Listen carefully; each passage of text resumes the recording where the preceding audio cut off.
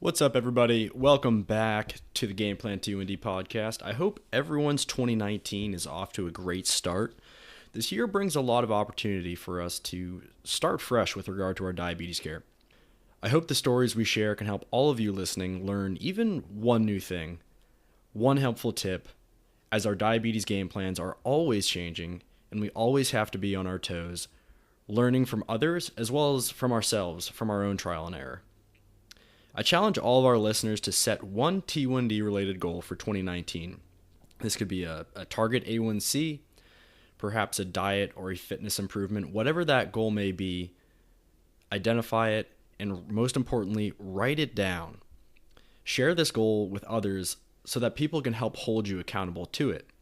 Feel free to shoot some of your goals to us over email at sam@gameplant1d.com or comment at us on social media at Game Plan T1D. We may share some of your goals on the upcoming podcasts.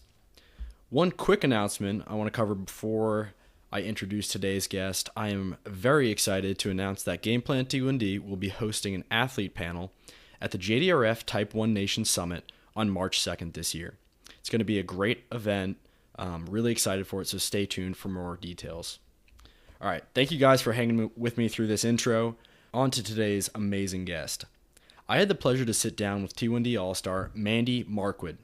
Mandy was diagnosed with T1D at age 16 and has not let it slow her down. Literally. Mandy is currently ranked as a top 20 female track sprint cyclist in the world. She has twice been a Collegiate National Champion. She's a 15-time U.S. National Champion, a 2-time U.S. National record holder in the 500-meter time trial and team sprint, along with numerous other Pan American track medals. Her accomplishments are really too long to list, so you're going to have to take my word that she is a serious athlete. Now Mandy has her sights set on representing the United States at the 2020 Olympic Games in Tokyo. Please enjoy my conversation with Mandy Marquadt.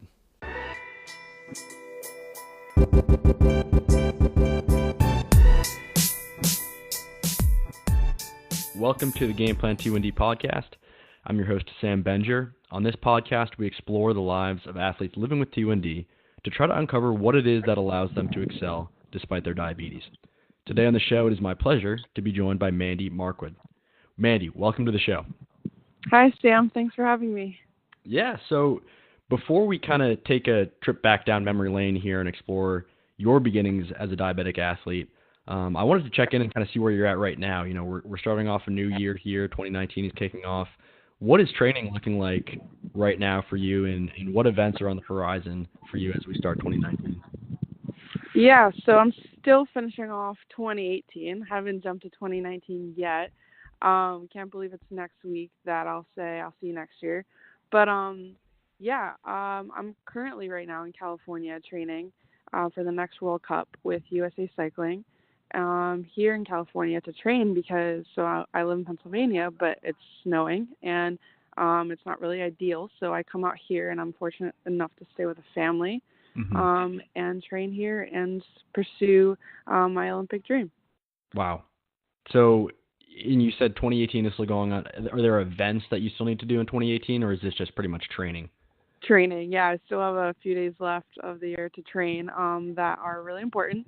That go toward, just performing at my best and getting those points that I need to qualify for 2020. And yeah, it's all just a part of the process, and I love it. Got to trust the process. Yeah, I went to school down in Pittsburgh at Carnegie Mellon, so I know the struggle of the winter in Pennsylvania. It's not fun, so I'm sure you must be enjoying the nice sunshine out in California. Are you in Southern California or Northern California, or where are you at? Yeah, southern, so near Carson, about 20, 30 minutes south of LAX. Oh, that's awesome. Very jealous. Yeah. I'm sitting outside in the sun. I'm in Boston right now, and I'm freezing my butt off, so I'm very jealous. But so let's kind of dive back into your origin story as an athlete. So you're just 27 years old. Am I correct there? Yeah. Not 28 yet. Just 27. Yeah. So just 27, and really the story of Mandy the athlete is already quite expansive. You've been able to accomplish so much on the bike just so far. I want you to take us back to the beginning. I read that you started your bike racing career, your cycling career around age 10 with some track and some different endurance events. Tell us about when you started to realize that competitive cycling was going to be such a huge passion for you. So, yeah, I was originally born in Germany, and I came over to the U.S. I moved to Florida. My mom's originally from there. My dad's German, so we moved to Florida, and I was about 6 or 7. So they wanted to get me into just sports and being active, not sitting at home watching TV. And, yeah, I was swimming and running and playing tennis. I was really active, and I wanted to try triathlon living in Florida. People are doing triathlons and they're all really active. So I was like, that's what I want to do. And then my dad found a velodrome. I didn't know what that was. He did, just being in Europe and being exposed to that. And so he didn't come from a racing background, but he wanted me to learn to have a safe place for me to learn how to, ride my bike, race my bike.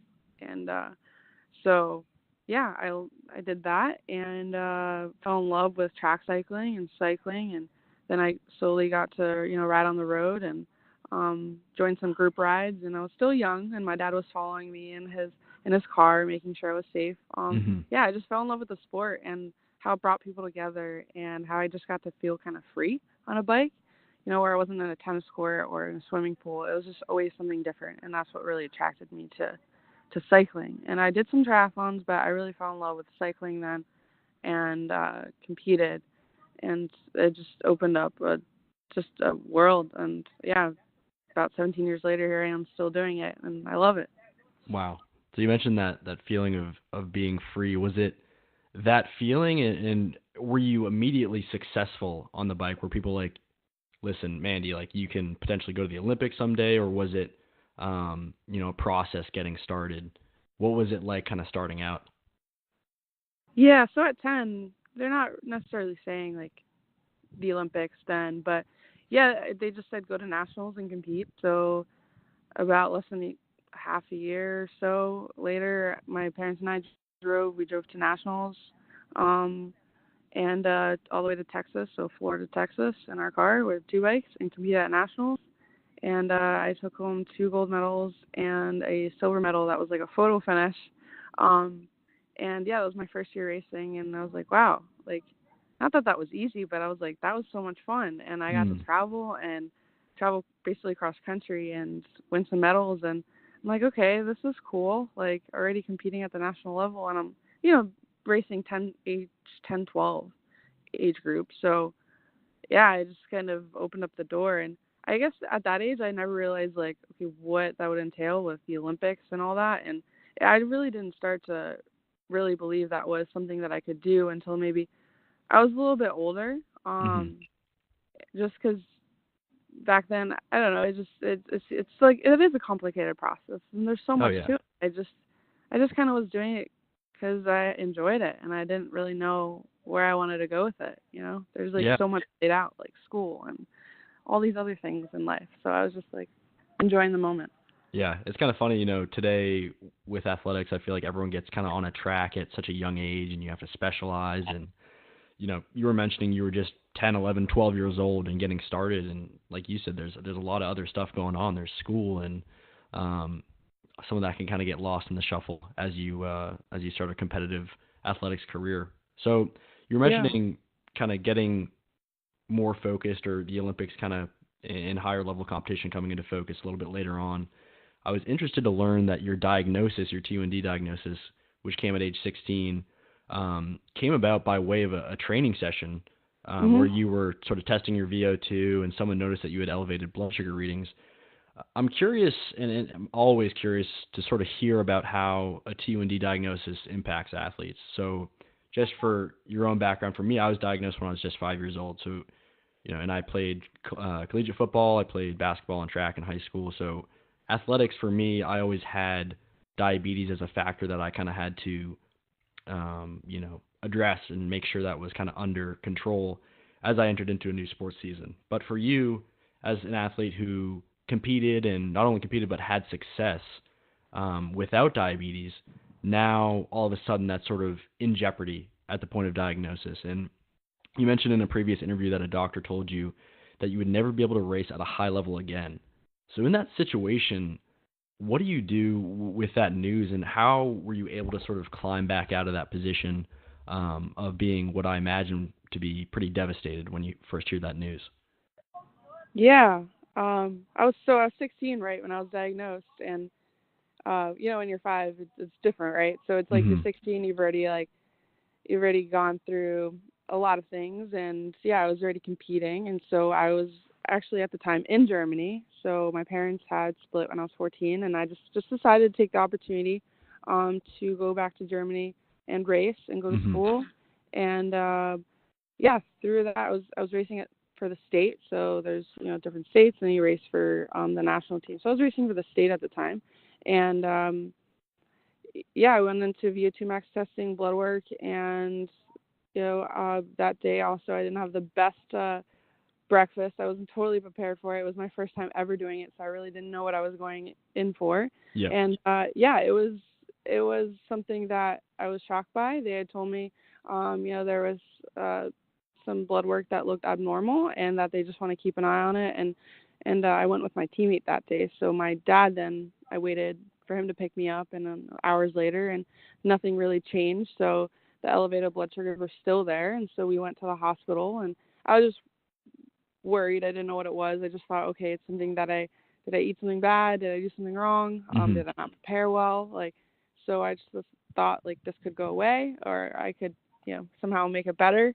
But I learned that it was something that was going to be with me for the rest of my life until, of course, there's a cure.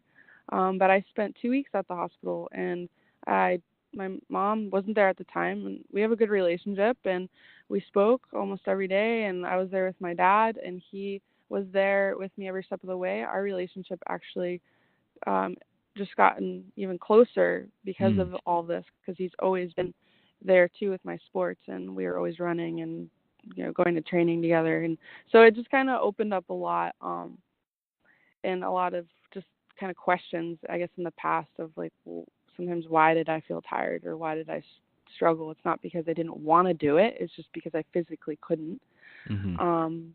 But so you're young, so they think you don't feel like being there, and so it wasn't. So kind of to gather all of that, when they told me that I would be there at the hospital for 2 weeks, and meeting with nutritionists and doctors, and it was an overwhelming process, because I was like, I don't want to be here, and I just want to fix the problem and leave, right? So, and go back to compete, and that wasn't realistic at the time. And I'd met with a doctor, that had told me that I would never be able to compete at a high level. And for a moment, I did believe him, but at the same time, I said, there's no way. I mean, I was just kind of thinking. I didn't ask questions. I was kind of just listening and taking it all in. But I did not meet anybody at the time that also had type 1 diabetes that was an athlete, or just really anybody with type 1. And I just felt like people would start to treat me differently, and teammates or riders, just because I had something that they feel would limit me from making an impact as far as my accomplishments, or what's going to happen next. And I just knew the bike always, just like I said, gave me a sense of freedom. And my relationship with my dad improved, and so in a way it brought us closer. So he had found a nutritionist, and he had found an endocrinologist, and just tried to bring all these resources in to get me in a good place, and to manage, for me to manage my diabetes and learn how to take insulin, and how to take injections, and how to monitor my blood sugars while just eating, and finding what foods affect my blood sugars. And just everybody's just different, right? So each and every athlete with type 1, and each person is different. And so that's through that I couldn't compare myself, so I just had to find what worked for me. And this training session affected my blood sugars this way, and this travel affected my blood sugars, so there's all these different factors. And so there's so much to learn. And a couple years after, I decided to move back to the United States to live with my mom, and kind of figure out my last year of school and where I was going to go to college. And that's then where I came across the team, and it's just changed my life. I mean, 10 years later, I'm in this position, and my cycling career each year has just grown. And so um, yeah, I mean, it is possible. It is, I'm living the dream and that I've worked really hard for. Hmm. And just, despite having type 1, it's a part of me and who I am. And yeah, I think my life would have been totally different maybe if I wasn't, living with type 1 diabetes, sure, but this is this is who I am now, and I'm proud to be in the position I am. So, Absolutely. Yeah, no, it's funny you mentioned that initially some of your thoughts were kind of centered around would teammates or coaches think that this was a disease or a factor that could potentially hold you back? Did you kind of turn around and then use your diabetes diagnosis as fuel or motivation for yourself? Because I know for a lot of diabetic athletes, sort of disproving that stigma goes a long way towards motivating that athlete. Was that something that you experienced? yeah, I would feel like they would treat me differently. Yes. I would feel like they would just almost see me as someone who's made up an excuse or a weakness, or just it was just kind of one of those things. I didn't want to let more or less the team down, and Hmm. if I wasn't feeling well, it was kind of like a little, not dramatic, but it's like, take the day off, or Hmm. you know they just didn't ask questions. And I think that's the thing that maybe bothered me the most, is that they weren't educated Yeah. in, you know like what I had, like type 1 diabetes, or what's the difference between type 1 and type 2. So they just weren't educated and didn't see how I could continue racing and training and competing with it. So I Hmm. felt like I was maybe kind of like a hindrance to them. Like I was kind of conflicting with their time, and yeah, so I just felt kind of a big disconnect, and that's really a big reason too why I'd left to go back to the U.S., because I just needed to find why I love the sport again and get you know my diabetes under control, and just find a like that happiness again of why I love what I love doing. Hmm. Yeah, I think, even from what I can remember, some of my earliest memories actually, because as I mentioned, I was diagnosed when I was 5, are sort of being in that hospital, and it's just it kind of flips your whole world upside down. And I just remember eating nothing but what I remember to be Jello, and like Yeah. sugar-free Jello. Tasted awful, and I felt like I was in the hospital for like weeks and weeks. And I asked my parents, I was like, "How long was I in there?" They're like, "4 days." But it's a very jarring experience, and to have to go through that at an older age is, I think, perhaps even more kind of displacing in terms of throwing you off course as an athlete. So you definitely absolutely got back on the bike and have done some amazing things since that diagnosis. Can you recall some of the primary or first sort of lifestyle adjustments or athletic adjustments that you needed to make with this sort of additional factor of T1D? I know you mentioned bringing in a nutritionist, but what were some of those initial steps that you had to take to make sure that your diabetes was going to be under control when you were racing? So I wasn't necessarily racing right away again, but it was more just training and seeing like what affected my blood sugar, and I was just kind of learning, kind of, yeah, sure, the nutritionist helped, but she wasn't an athlete, and Hmm. so it was just kind of me finding out, okay, can I eat this?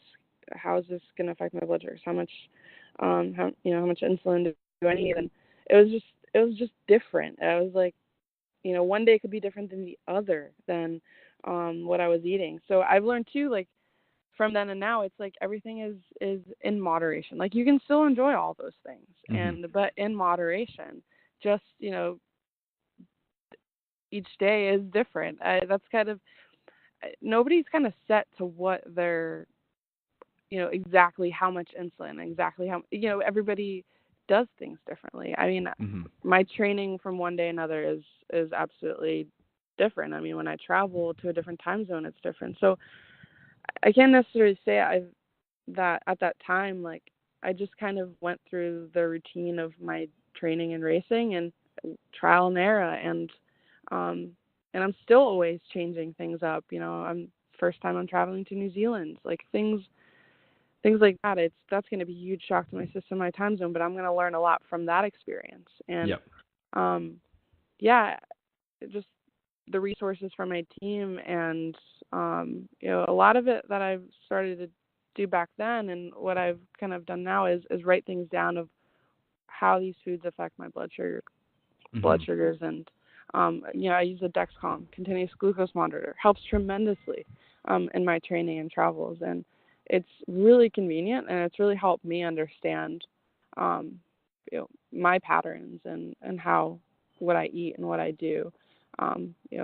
Anything from my energy to my mood to my performance on the bike, and it's been an incredible journey, and I've competing at this high of a level, you're just kind of fine tuning those details like a race car almost. Like there's not so many big things that you can change, but these little drastic changes each and every time has made a big impact. Yeah, it's funny.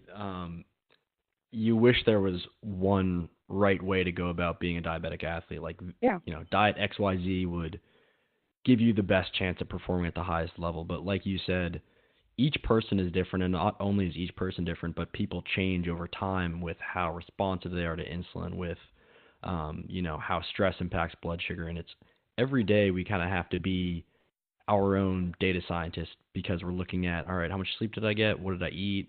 Am I hydrated? What's my stress like? What's my training like? And you're taking in all these different factors, and you have to try to synthesize from that, what are my actionable steps, and how can I go about, improving my A1C and having more consistent blood sugar so that I can perform at a higher level.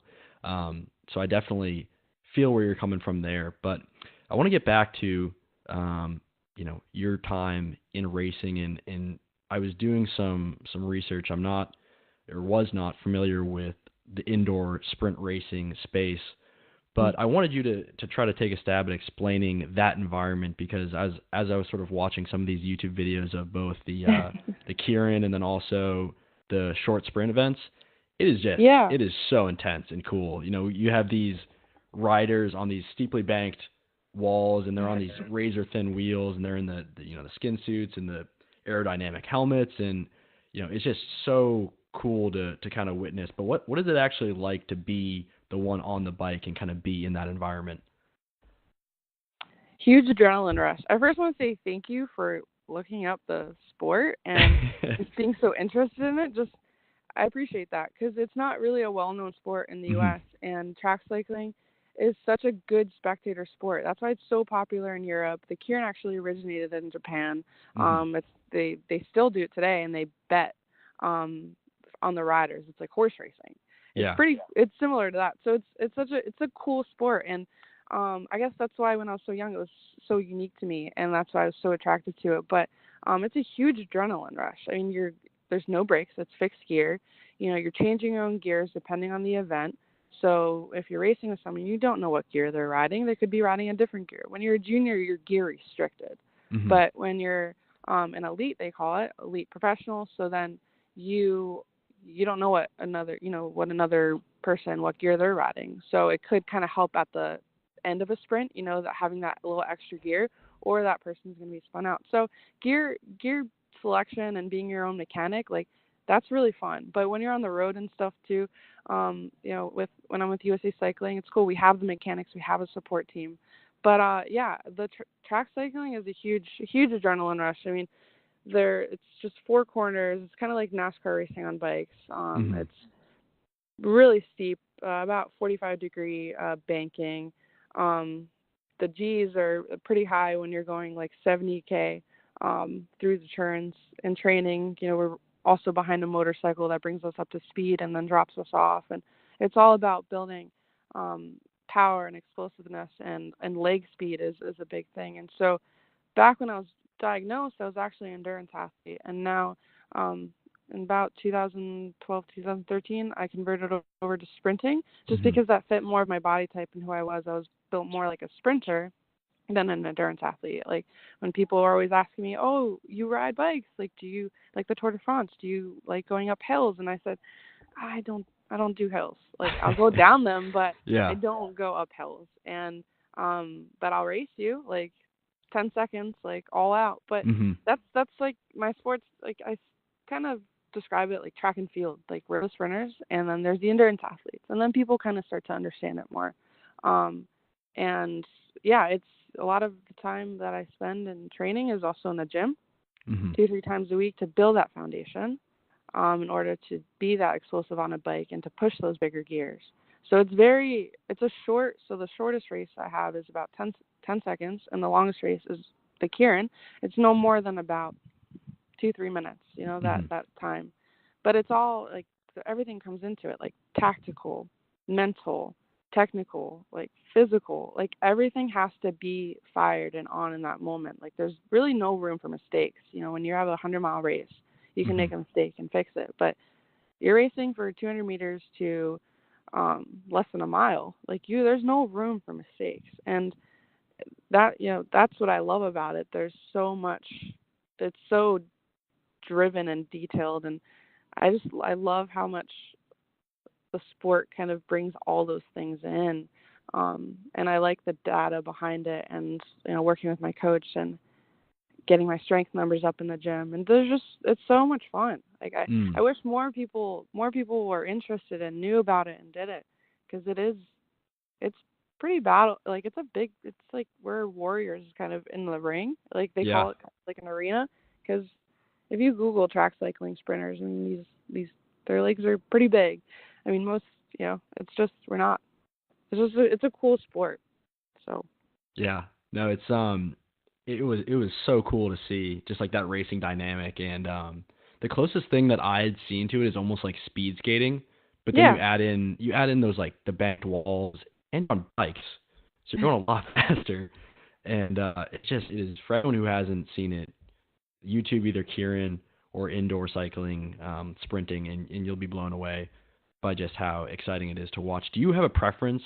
So the Kieran is you're essentially racing other people. Those shorter, the 10-second race you mentioned, is that you're racing kind of like on a time trial basis, like one at a time? Yes. So it's called the sprint. So we do the 200-meter time trial, which seeds us into the sprint event. So if you qualify first, you race against the last qualifier, say if they take top 18. So if there's 25 riders and you're not top 18, you didn't make the sprint tournament. So it's all about like dialing in that approach too. You're doing the 200-meter qualifier, but you have to wind up. So you get about 2.5 laps to do that, to wind up. But it's all like pretty technical too, like where you're going to push and where you're going to have more speed, because you're going to reach top speed and end up dropping off. So like your 200-meter qualification is so technical, and that gets you into the sprint tournament. So yes, and then there's a team event called the team sprint, and I do that event with my teammate. So she does 1 lap and I do the 2nd lap. So she brings me up to speed. So it's all about the start, and then me as man 2, they call it. It's all about carrying that speed and finishing my lap as fast as I can. And we usually have another country or another team on the other side of the track, and we're racing against the clock per se. And so there's a lot of like cool events and different aspects to it. But from endurance to sprinting, it's been a lot of fun, and I found my niche, and a year and a half away is Tokyo, and that's the goal, to qualify for that as a nation. You don't qualify individually, you qualify as a nation. So our goal is to get those points as a team event, because that opens up the individual events for sprint and Kieran. So that's the main goal right now, is to qualify as a team. That's amazing. Yeah. And it's kind of funny as we talk about the track and the racing dynamic, I can kind of see a clear metaphor, and this kind of came to me as I was watching the videos too, but between the balance of having to be upright on a bike on that tiny edge, on the slanted wall, and you have to stay in this narrow little track. There are a lot of parallels to the balance sort of required more generally in terms of being a diabetic athlete, whether that's, maintaining your actual blood sugar or just having a balanced life as an athlete. Can you talk about sort of the role that balance has played in your journey as a diabetic athlete? Yeah, that's an interesting perspective, like just interesting metaphor that you, like I've thought about it, but I've never heard really anybody else say it like that. Yeah, it was funny, like the track that you were riding in reminded me, I also wear a Dexcom, it just reminded me so clearly of like the upper and the lower bounds that kind of alert you. Yeah. And how, that was what made me think of it in the first place. Yeah, that's super neat. And maybe we can draw some cool concept with that and do something with the team about it. Hmm. That's neat. That's really cool. But yeah, it's so yeah, that kind of threw me off a little bit, but I'd say more just like that it's brought discipline into my life. Hmm. Uh, Diabetes has just brought this sense of responsibility at a young age. Um, that you know this is this is the life now that I'm have been given, and that's what I'm going to to continue to pursue, and and bring diabetes with me into that fast lane, and continue to just pursue and to see how far I can go in my sport and my career, and to just be the best athlete that I can be. Now that I have all these resources, with technology and my team and just my knowledge throughout the years, I'm fortunate to be in the position I am. And so, you might kind of swerve out of the lane a little bit or get knocked down. It's happened, but you pick yourself back up and you race. You pick yourself up, you learn from it, you get back out there, and that's through this whole process. Like, diabetes definitely was one of those things that had set me back at first, just because I thought it would limit me from achieving my dreams. Hmm. And just 17 years later, just to kind of bring perspective, 15 national titles and 2 national records. With type 1 diabetes, like it's it's It's not been too shabby. possible. Well, it's been possible, and that's like what I want to let people know, Hmm. that it is. Yes, you have to be disciplined, but yes, there's a balance of having fun, and you might kind of come out of the lane and mess up or do a hiccup, but it doesn't mean that it's over, that the race is over, that your life is over. It's how you face that adversity and how you grow from it, and it's just perspective, right? If you're getting influenced by people that are questioning you, then you start to kind of think about those negative thoughts, but you surround yourself with who's positive and continue to do what you love doing. It's that's what kind of is that. It's not the finish line, and it's not the finish line, but it's just kind of like an open door to like Mm. new beginnings and new things. And I would have never came across Team Novo Nordisk, and being amongst the team, we all have type 1 diabetes. It's like we're making that impact, and so that's I would have never seen my life kind of go in that direction. And so, but it is, and I'm fortunate, and I feel really truly grateful to be in that position to do that, to have this platform to to say I can do this, and to let other people know that it can be possible for them if they believe it. Mm. Yeah, I think there are so many, beautiful parallels between the hardships we face in sports and the hardships in, trials that we face as diabetics. We can have, to go to football, my sport, you can have a bad play, you can have a bad quarter, but as long as you can piece together, a good game, that's all that really counts. And you mentioned swerving out of the lane. That happens from time to time in your sport. And that kind of segued nicely into one of our questions here as we begin to start to wrap up. Your message to a struggling person with type 1 diabetes out there right now. I know you talked about perspective, and surrounding yourself with a positive support system like you have with Team Novo Nordisk. What would be your message to someone who was perhaps just diagnosed, or maybe they've had T1D for a while but are going through a rough patch or some burnout? If there is one message that you could sort of pass along, what would that be and why? I would tell them to continue doing what you love to do, and this is just another obstacle that's in your way, right? It's just another obstacle that's in your way, maybe temporarily, not permanently. It can be moved. So, I'd tell them to just keep living, their life on a day-to-day basis, just how they would normally, and it's just something that, like I would mostly describe like that diabetes is not, like it's not a disease that's not, it's not, I would say you're living with something that is manageable. That's Hmm. how I would describe it. You're living with something that's manageable, and that you're able to continue doing what you love, and you have all these resources from technology to endocrinologists to nutritionists. If something doesn't work for you that you're given, it's okay to say no, or it's okay to say I'm going to change that because it doesn't work for me. So kind of being open to feedback, but also being able to see like what works for you individually, and it's through trial and error. And that's kind of how I've become in this position, is I found things that work for me, and have kind of built that resource and that community around me. And I'm fortunate to have all those resources now, and there is a community out there. So and it's a fun community. I mean, we all kind of have something that we all share. I mean, you know, having to connect with, like, connecting with you has been a great, kind of an open door, and a great experience for me to share my story, and for me to learn too about you and all these other athletes that you've done the podcast with. And so there's back, when I was 16, I didn't have those resources, and now that's all changing. And so, yeah, this is a cool opportunity, and I hope, maybe that someone who listens it can be on the phone with you and share their story and perspective. Yeah, I think, for me, I always kind of like to revisit this question and how I would go about answering it. And I think you definitely highlighted some points that I would raise. Like this too will pass. Everyone goes through periods where they struggle.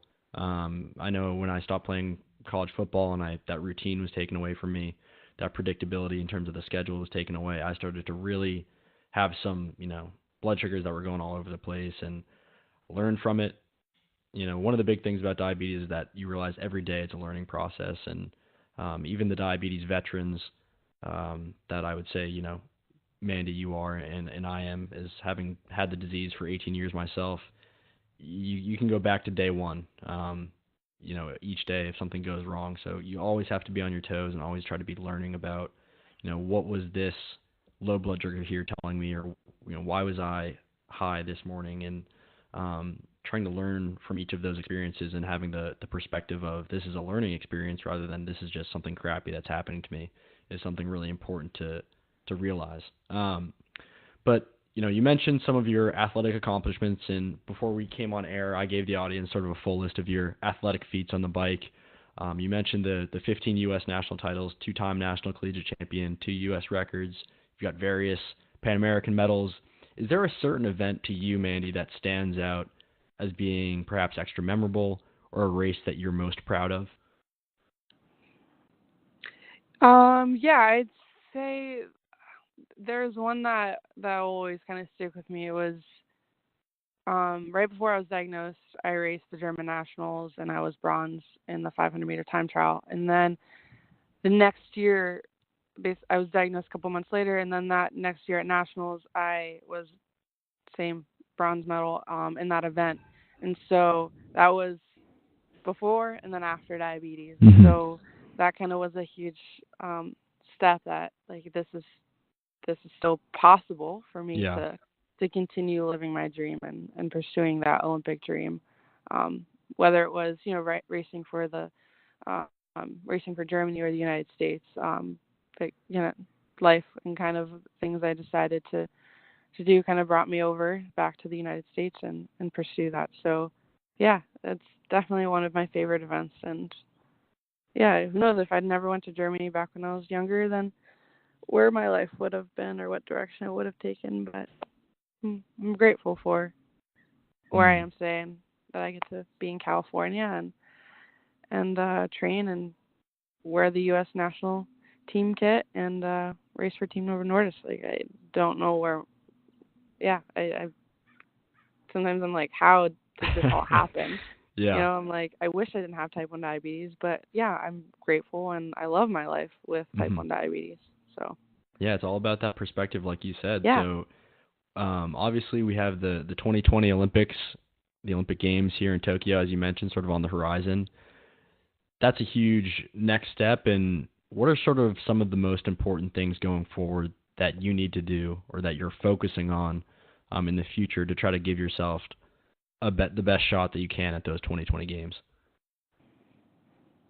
consistency, to not, if you're having a bad training day, like if I have a bad training day, I can't say, oh, that race in a week is going to be bad. It just because I'm feeling that fatigue, my body will peak when it's necessary.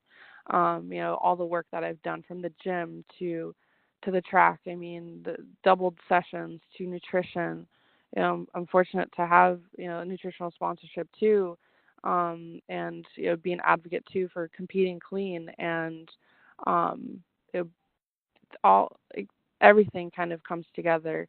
I want to look back and, if I, make it to the 2020 Olympics, I want to say everything I've done,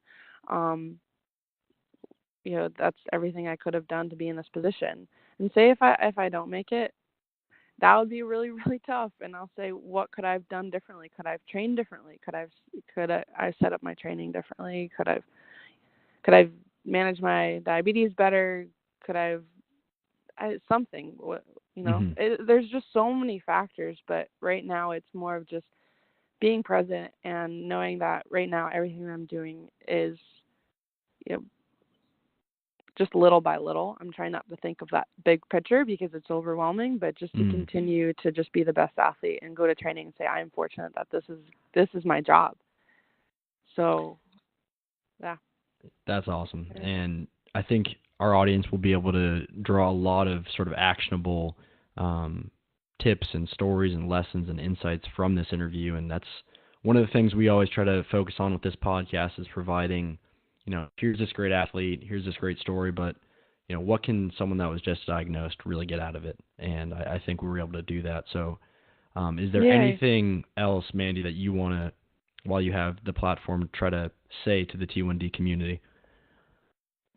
Continue being awesome and continue sharing your stories. And I'm grateful that, you reached out to me and that I was able to do this with you and share my story and continue to live and pursue my dream. And I appreciate the opportunity. And it was really nice to meet you. And I think you did an awesome job with this interview, and it just, your perspective and your insights, greatly make an impact, even if it's for one person, but or it's a community. So that's what we try to say, is just if we can help one person at the end of the day, we're doing our job. And I think every diabetic has that potential and really that obligation, that responsibility to try to embrace their own story so that someone else can get something out of it. But Mandy, you're super busy, so we won't keep you any longer from your training or enjoying that California sunshine. So thank you so much for coming on. Thank you. Everybody at Game Plan T1D will be wishing you the best in pursuit of the upcoming Olympics, and just wishing you continued success on and off the track. Thank you. I appreciate it so much. Yeah, I'm headed to my training session now, so I'm even a little bit even more motivated now from this interview. Hell yeah. I appreciate I appreciate the talk, and we'll be in touch. Thank you so much, Sam, and Happy New Year. I am Mandy Marquadt, and I have type 1 diabetes, and I have a game plan.